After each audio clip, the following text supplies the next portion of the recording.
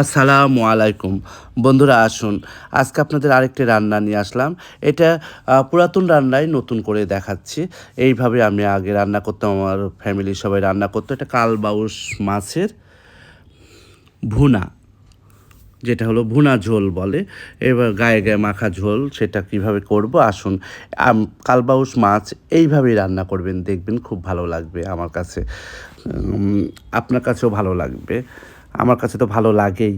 আর দেখুন ভেজে নেওয়ার জন্য প্রসেস করছি। এখানে হলো যে হলুদের গুঁড়া, একটু মরিচের গুঁড়া, একটু লবণ দিয়ে, তারপর লেবুর রস দিয়ে সুন্দর করে মাখিয়ে রাখবেন, কিছুক্ষণ পরে ভেজে নেবেন মাছটা। এদিকে আমি মাছগুলো ভাজার জন্য প্রসেস করছি। এদিকে সুন্দর করে মাছগুলোকে একে একে ভাজার জন্য সব কিছু দিয়ে দিচ্ছি। কালবাউস মাছটা খুবই টেস্ট খেতে। এইভাবেই কালবাউস মাছ রান্না করার চেষ্টা করবেন, আপনারা আরও সুন্দর করে পারবেন। আমি আমার মতন করে দেখাচ্ছি। আমি যেভাবে রান্না করি, আমার পরিবারে যেভাবে রান্না করে, মিনা যেভাবে রান্না করে, সেইভাবেই আপনাদেরকে দেখাচ্ছি। আর এই সাইডে হলো যে আমি কয়টা গোটা রসুন দিয়েছি, পেঁয়াজ কুচি দিয়েছি, মরিচ কুচি দিয়েছি। এর মধ্যে আমি ঝোলের জন্য প্রসেস করছি। মশলাগুলো সবগুলো একটু একটু মিলিয়ে নেবেন। জিরা বাটা, তারপরে একটু রসুন বাটা, একটু আদা বাটা, মরিচের গুঁড়া, হলুদের গুঁড়া, এগুলো সব দিয়ে যেগুলো যেগুলো লাগে সেগুলো দিয়ে মশলাগুলো দিয়ে আপনাদের মতন করে আমি আমার মতন করে একটু করে দিলাম। তারপরে দেখা যায় যে ঝোল যতটুকু পরিমাণ, ঝোলটাকে এখন আমি জাল দিয়ে নিব। আসুন বলক উঠে গেলে পরে তখন আপনাদেরকে দেখাবো। এদিকে মাছগুলো ভাজা হয়ে যাচ্ছে, মাছগুলো আমার ভাজা হয়ে গেছে। আমি তুলে নিব মাছগুলো। তারপরে কি করছি, একটু চোখ রাখুন।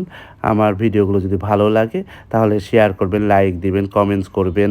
এইভাবে পাশে থাকবেন, তাহলে আমি নতুন নতুন কিছু আপনাদেরকে দেখাতে উৎসাহ পাবো।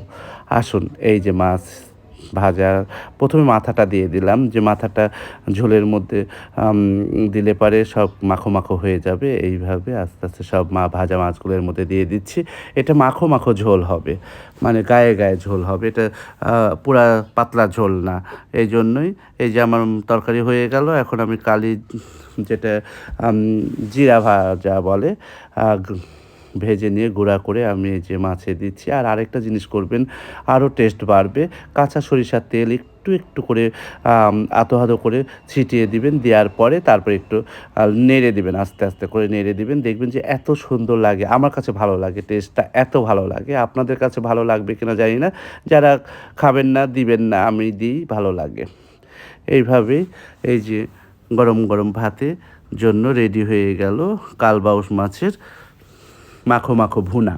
এইভাবেই রান্না করবেন আমি বললাম। আর এই যে পরিবেশন, এখন দেখুন পরিবেশন করছে। এই যে দেখেন কেমন হলো, আপনারাই বলবেন, কমেন্টস করে বলবেন কেমন হলো ঝোলটা। আর মাছ রান্না তো সবাই সবার মতন করে রান্না করেন। আমি বিশেষ করে ভাল্লুকগাছি এবং গ্রাম্য রান্নাগুলোকেই আমি তুলে ধরার আপ্রাণ চেষ্টা।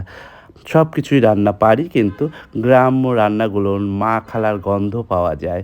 সেই জন্য ওগুলোই ছেলেমেয়েরা শিখুক। আর চাইনিজ বলেন আর বিদেশি রান্না বলেন, যেখানে খাবে তারা তো পাবে, কিন্তু পুরাতন রান্নাগুলো তো পাবে না। এই রান্নাগুলো তো হারিয়ে যাচ্ছে। সেই জন্য এগুলো আপনাদেরকে একটু দেখানোর আপ্রাণ চেষ্টা। এই যে আপনাদেরকে দিয়ে দিলাম। সবাই ভালো থাকবেন, সুন্দর থাকবেন, সবসময় ভালো থাকবেন, 5 ওয়াক্ত নামাজ পড়বেন এবং ছেলে সন্তানদেরকে আব্রুর মধ্যে রাখবেন। আসসালামু আলাইকুম।